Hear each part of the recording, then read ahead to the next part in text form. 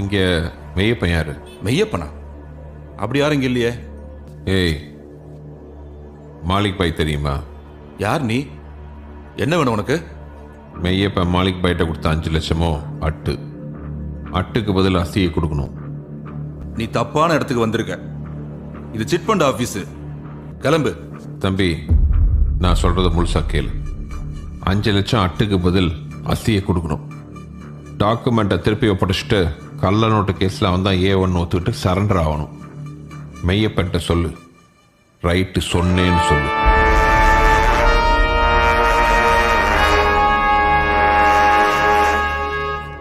இதெல்லாம் நடக்கலைன்னா நீ சொன்னியே மெய்யப்பன் இல்லைன்னு, அவன் இல்லாமே பண்ணிடுவேன்.